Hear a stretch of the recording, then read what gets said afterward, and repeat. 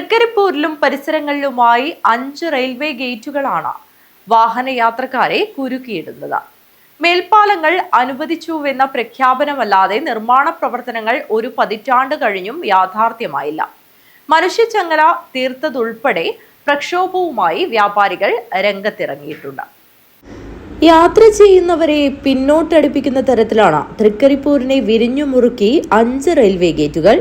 തൃക്കരിപ്പൂർ കാലിക്കടവ് പ്രധാന പാതയിൽ ബീരിച്ചേരി റെയിൽവേ ഗേറ്റാണ് വഴിമുടക്കി നിൽക്കുന്നതെങ്കിൽ വിനോദസഞ്ചാര ഭൂപടത്തിൽ ഇടം കണ്ട വലിയ പറമ്പിലേക്കുള്ള കവാടമായ വെള്ളാപ്പ് റോഡിലാണ് രണ്ടാമത്തെ ഗേറ്റ്.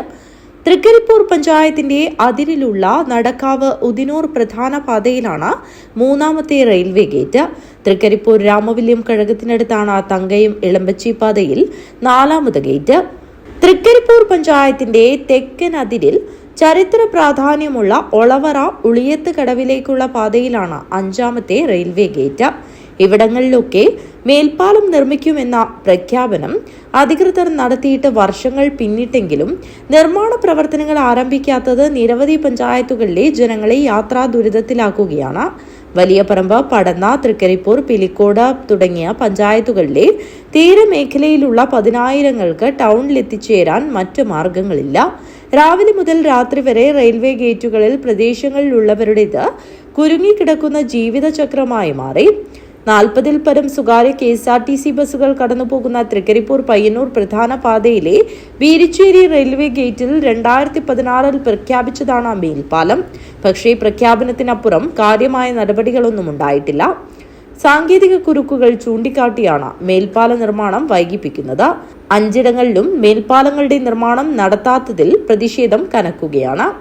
മേൽപ്പാലങ്ങളുടെ നിർമ്മാണം വേഗത്തിൽ ആരംഭിക്കണമെന്നും തൃക്കരിപ്പൂർ റെയിൽവേ സ്റ്റേഷനിൽ കൂടുതൽ ട്രെയിനുകൾക്ക് സ്റ്റോപ്പ് അനുവദിക്കണമെന്നും ആവശ്യപ്പെട്ട് വ്യാപാരി വ്യവസായി ഏകോപന സമിതി തൃക്കരിപ്പൂർ യൂണിറ്റിന്റെ നേതൃത്വത്തിൽ ഏപ്രിൽ 28-ന് 100-കണക്കിന് ജനങ്ങളെ അണിനിരത്തി പ്രതിഷേധ മനുഷ്യച്ചങ്ങല തീർക്കാൻ തീരുമാനിച്ചു.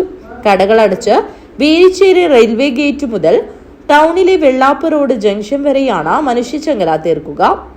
വ്യാപാരികളുടെ നേതൃത്വത്തിൽ 2ാം ഘട്ട സമരമാണ് സംഘടിപ്പിക്കുന്നത്.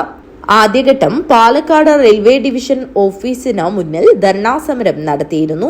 റെയിൽവേ ഗേറ്റുകൾ അടച്ചിടുമ്പോഴാണ് തൃക്കരിപ്പൂർ ടൗണിൽ നിരന്തരം ഗതാഗതക്കുരുക്കുണ്ടാകുന്നത്.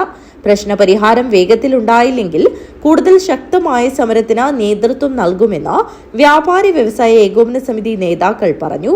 ഉർമീസ്, തൃക്കരിപ്പൂർ, ന്യൂസ് ബ്യൂറോ, തൃക്കരിപ്പൂർ.